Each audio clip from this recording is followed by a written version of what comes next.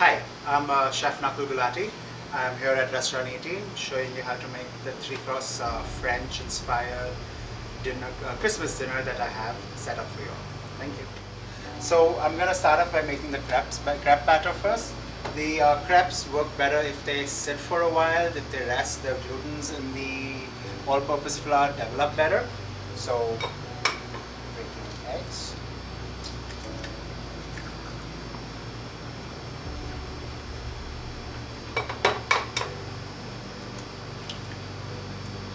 Make sure you know you don't have any shells in there. Don't want that getting mixed in. 2 eggs, 1 cup of all-purpose flour. We've got a cup of whole milk, half teaspoon salt, 1 tablespoon sugar, and 1 tablespoon melted butter. We are going to microplane a lemon onto this. Sorry. It's just a bit more flavor. Citrusy flavor will go well in it. You can totally skip this if you don't want it. And this.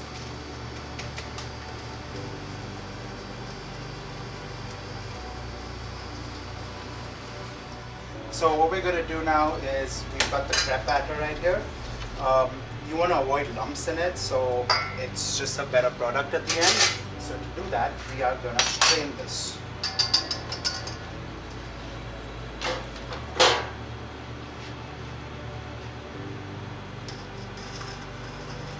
Use a fine mesh strainer.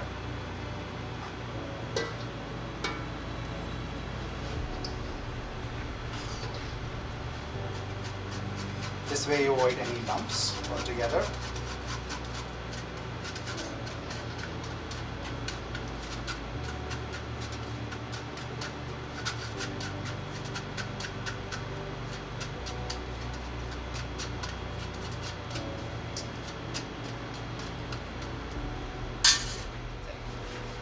And that's a crepe batter. You want to put this in the fridge now. It can sit for a whole day if you wanted to. The longer it sits, the better.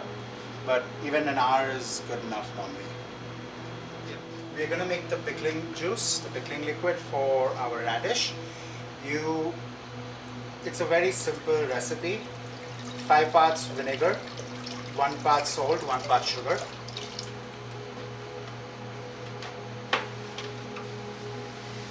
And bring to a boil. That's pretty much it. Really simple, easy to do. Bring it to a boil and then turn it off. It's as simple. Side by side, we are going to take our radish. Now, 2 ways of prepping it. One is with a mandolin. Really simple, on a low setting. You want it nice and thin.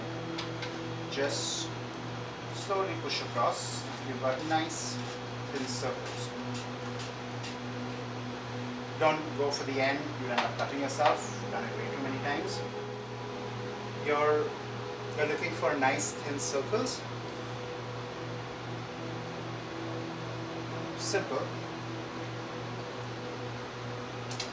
Or you can use a knife. You need a really sharp knife for this.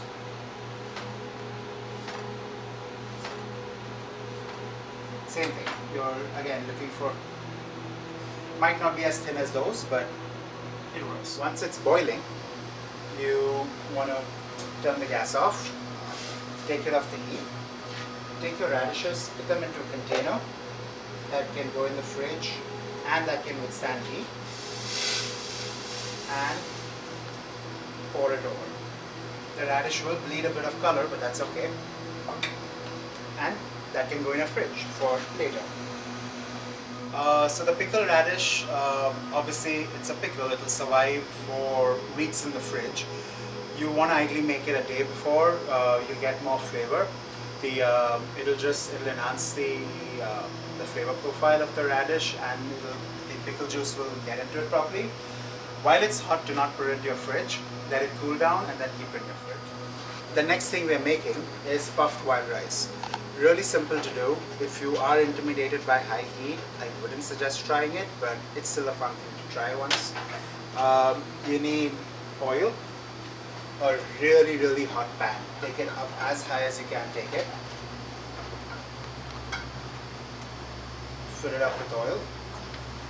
Once your oil is smoking,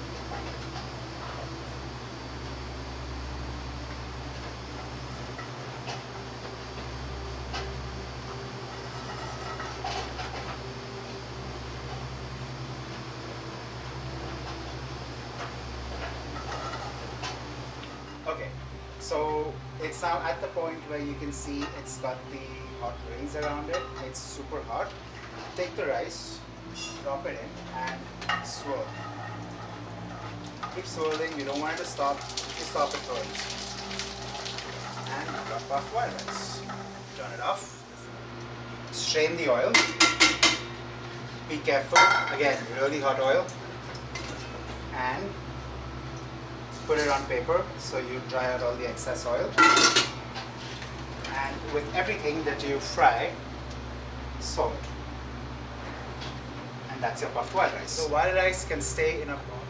So the next thing we're going to do is make a berry compote for the crepes. Really simple. Wash all your berries first. You want to trim them. Once you've got them all trimmed, put them all in a pot. So I should have trimmed these.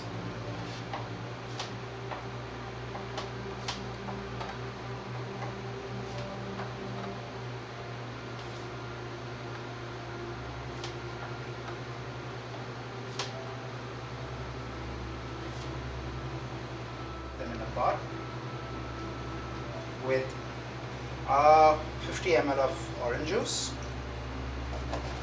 and put them on simmer for around 10 to 15 minutes on a medium flame. The heat will get all the juices of the berries out of it, and that'll form your compote. You can add sugar to it if you want it a little sweeter.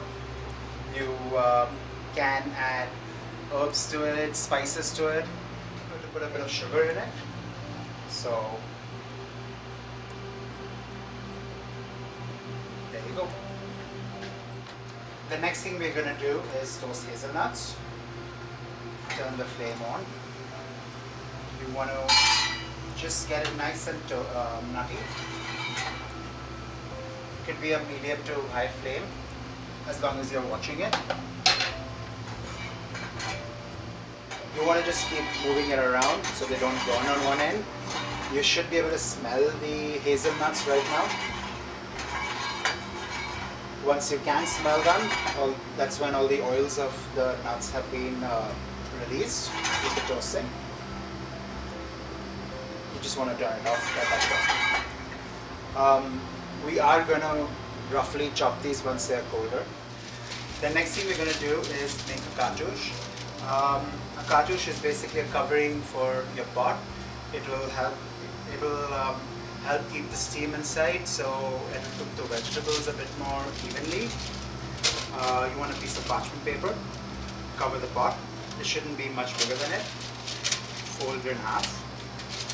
Hold the edge where the fold is and refold it again. Keep holding that same edge and fold it one last time. So you're looking for something like this. Hold it towards the center of the pot, measure where it is, and cut.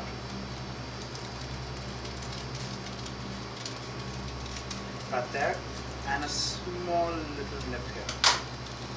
What you get is a circle like this, which will sit on top of the pot at the end. So 4 minutes later, all the juices are out and the berries are breaking down. That's forming the base for the compote. So you want to start off by having your oven preheated, I would suggest do that as early as possible. I have my oven set at 350 Fahrenheit. It's for the main course. Now we're gonna start with the appetizer. So we're gonna start off by segmenting the oranges, the citrus.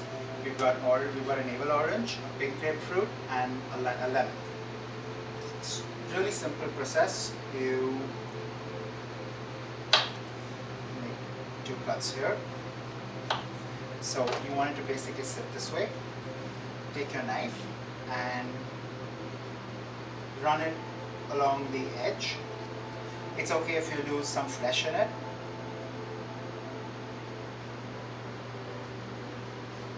You want to get as much of the white bits out as you can, because that's all the bitterness.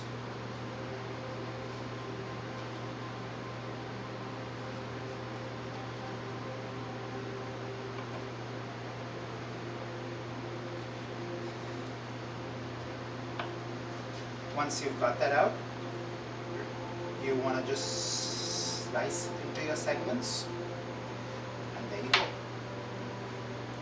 Just like that. You've got segments of citrus. You want roughly 3 segments of each.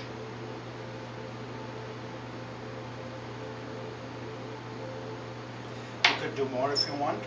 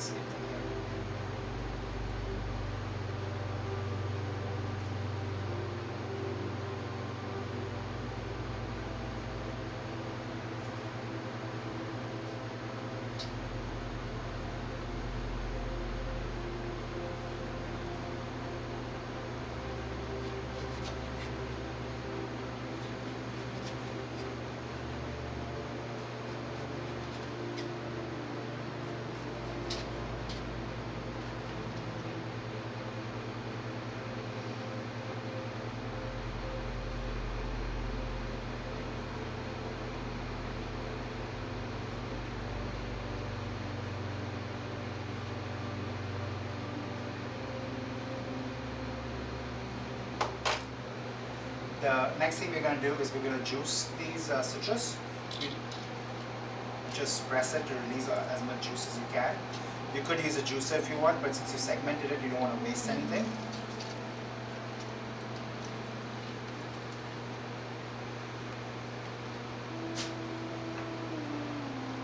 This is going to be the acid which you use to cure your scallops in.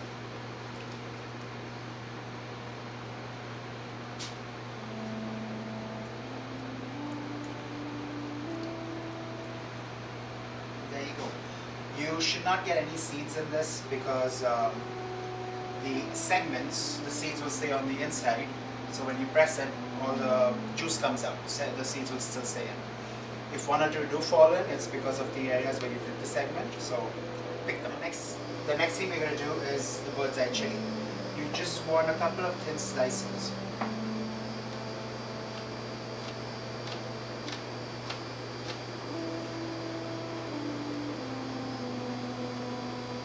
You don't want too much because it'll take away from the flavor of the scallops. You just want a little bit of heat to complement the acid. So the next thing we're going to do is we're going to clean and slice the scallops for the dish. You want to change your cutting board for this because A, it's healthy. It's just better. B, you're going to have the acid on the cutting board from the last dish, from the citrus, and that will start curing the scallops a bit too early. You want to take the scallop, remove the foot of it. It's fully edible, but texture-wise it's not as tasty.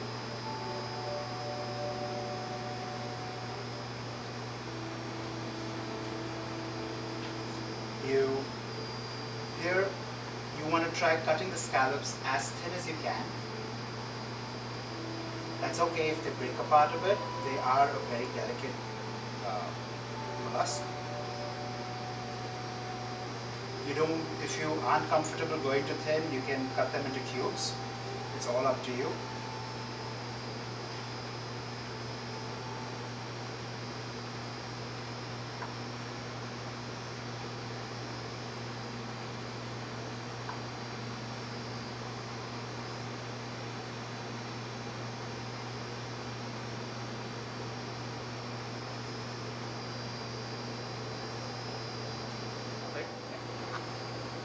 Once the scallops are cut, put them away in the fridge. You want them to be as cold as possible for service, for eating.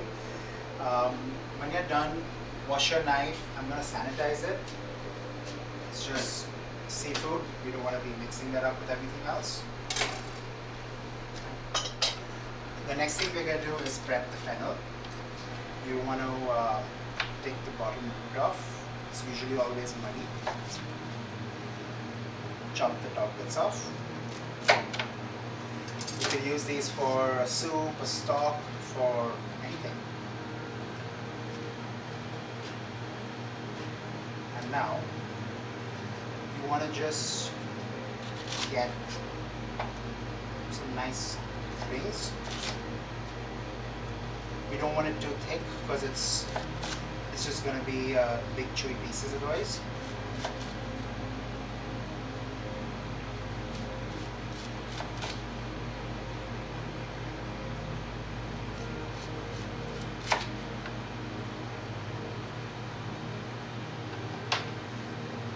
That's it, that's what you're looking for.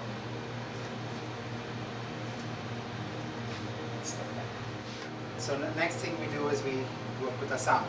Beautiful piece of fish. Check, no bones, no pin bones. If there is some little ugly fatty bits, you could trim it off. Don't have to. Eat it if you want. Perfectly safe. Just doesn't look as pretty. You want to rub generously season. Salt, pepper, and we make our tapio. Start off by putting the salmon on top.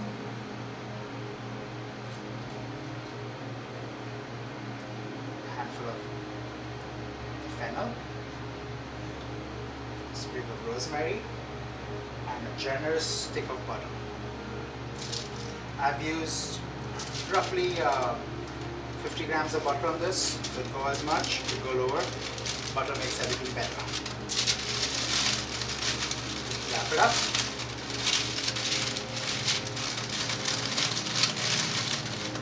You want to seal it up so that when it's cooking, the salmon cooks in its own juices and the butter, and it steams the fennel, which adds flavor to the fish. So that's it. It's in the fridge now for when we're ready to cook it. It's been around 20 minutes since this has been slowly simmering. As you can see, all the berries have broken down. The bigger pieces of strawberry are still there. I've not cut the strawberries up because it adds a bit of a nice bite to it. You want to let this cool down, and that is your compote for the berry compote for the dessert. The next thing we're going to work on are the glazed carrots. We've got heirloom carrots right here. I've already peeled them. You want to just trim off the edges, the ends. And what I'm going to do is a crisscross cut. So slice, turn 90 degrees, slice again, turn 90 degrees, and slice. Nice bite-sized pieces, easy to eat.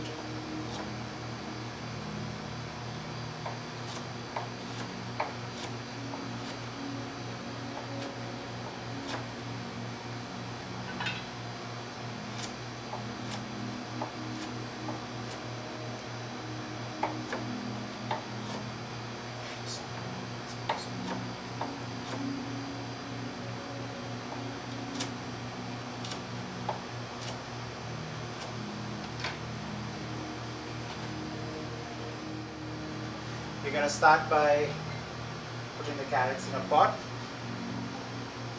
with, you want just a bit of water till they are, you don't want to cover the carrots in water, you want to put just enough to cover the bottom.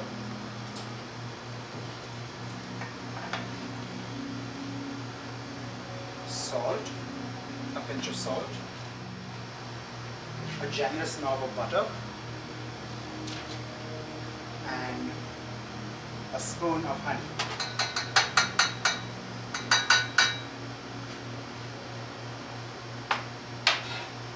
You're going to take your cartouche,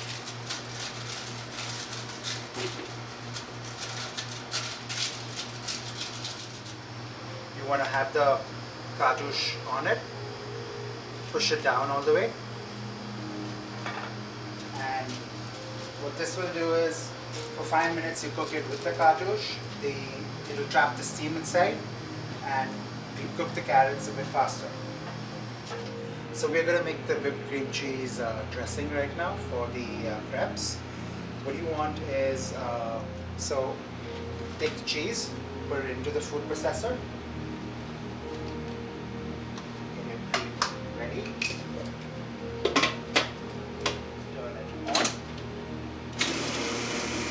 and slowly incorporate a little bit of cream into it. Do it in pulses, so you want splitting the cream.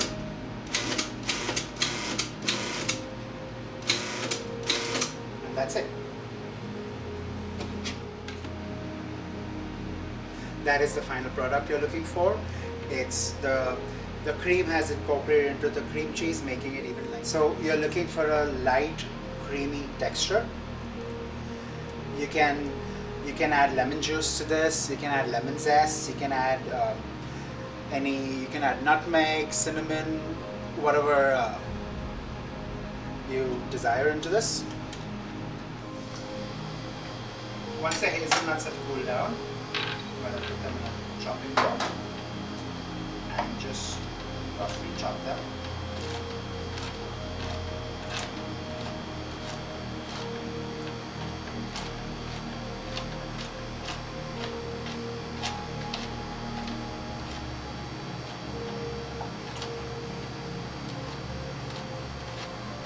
You can even, if you don't want to toast it on a gas, you can at this point put it in the oven at 350 for roughly 10 minutes. It'll do the same thing.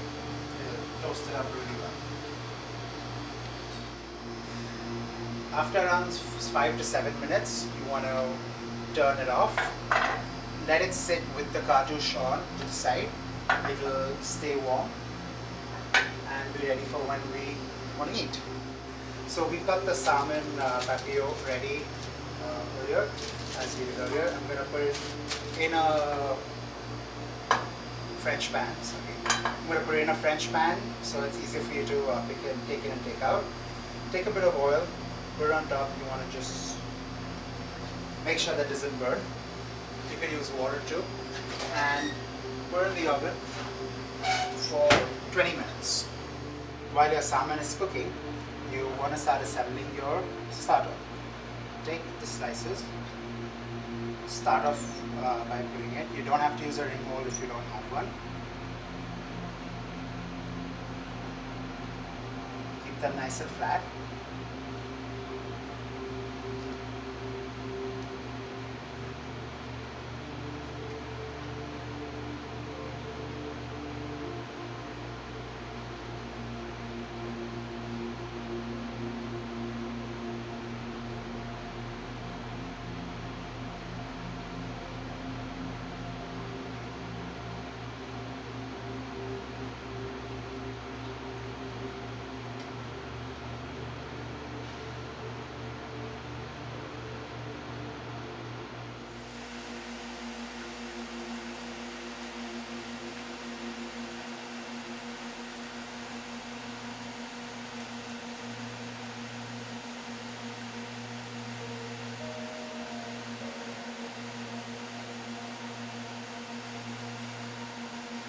Is take out the cartouche and on a low flame let it sit for roughly 5 minutes. You you want to form the glaze now. So by taking this off, the water is going to evaporate, and what you're going to be left with is a glaze of the honey and the butter. Once you've got your scallops all set up here, you want to start off with the citrus juice.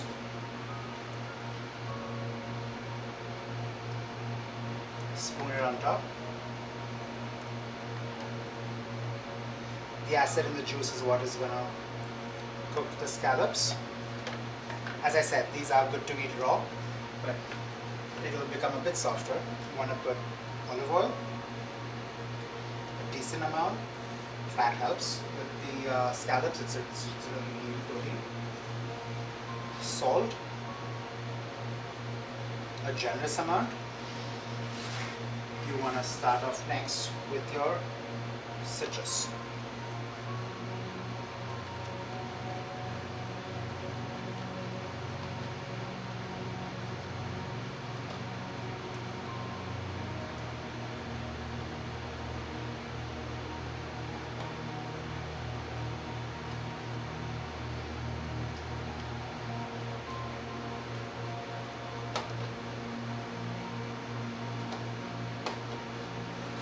Then we go to the radish.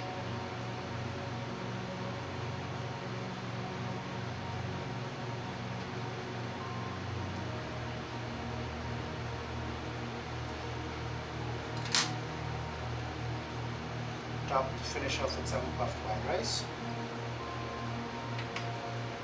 And finishing salt, sea salt. I'm going to be putting microgreens on top. I'm using micro peas out here. You don't have to use these if you don't have them. It just looks pretty. There you go.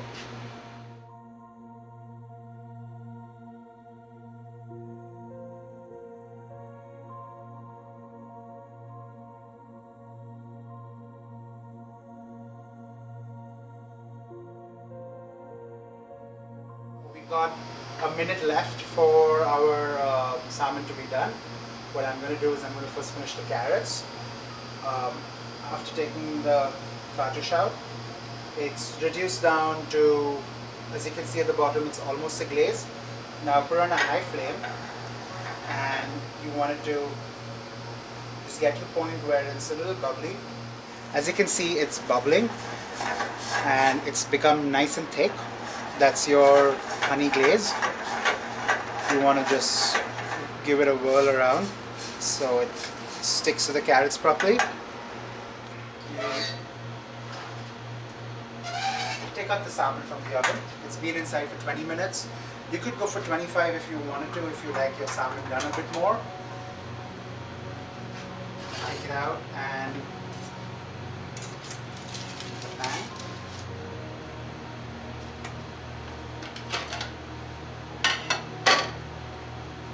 Put it on a plate.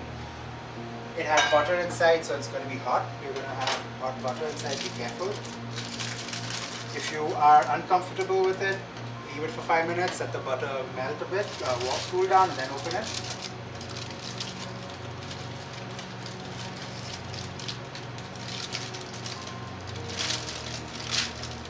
That's your salmon.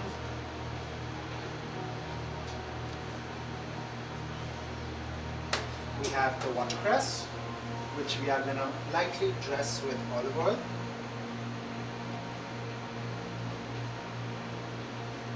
And salt. Just toss it around a bit.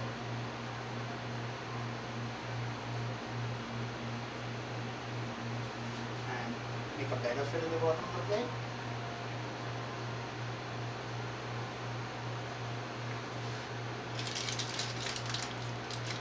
Pick up the salmon.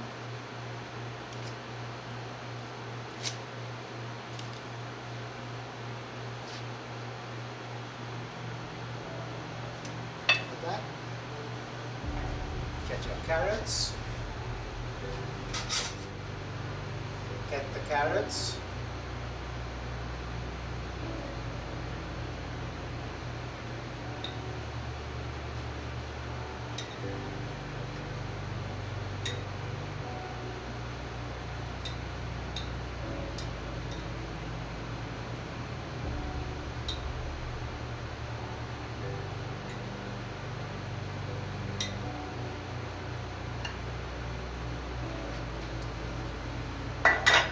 And that's your dish.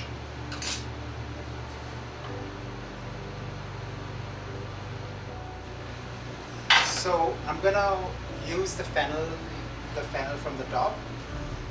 Use that to decorate the plate. It goes perfectly with the fennel in the dish, and it's a pretty little thing. Fully edible, very tasty. That's the dish.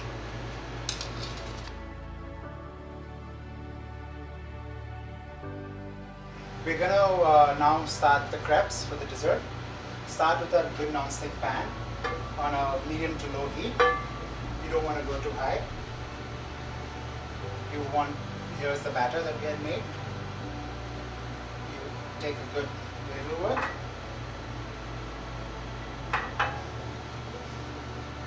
Pour it to the center and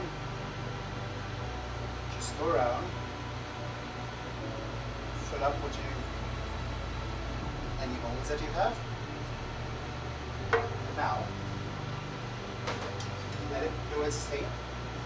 When it starts rising from the sides, that's when you know it's ready to be picked up. So, you know it's ready when it starts coming up like that.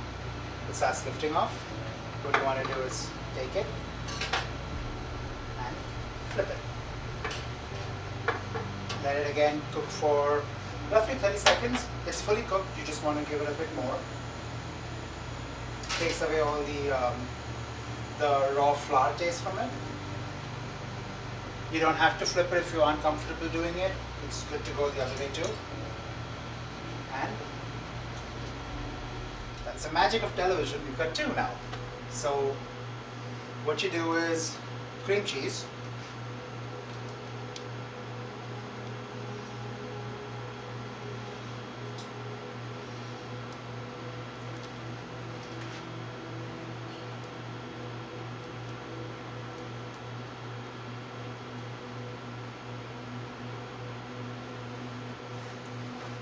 Berry compote. As you can see, all the berries are broken down beautifully. You've got the nice sauce with it. So what I'm going to do is pick it up, put it on the plate that I'm going to be serving it on.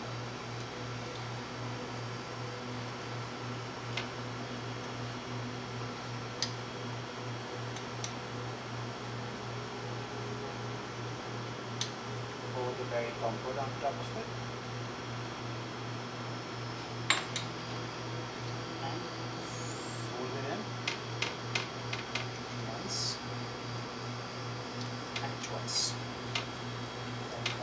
One. Do the same for the second.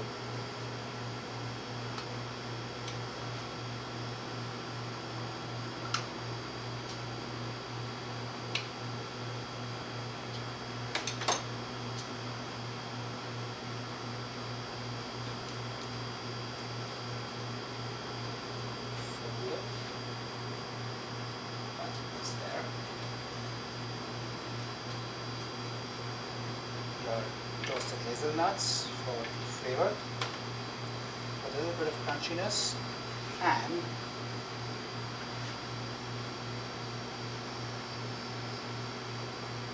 that's the sugar, the compote juice,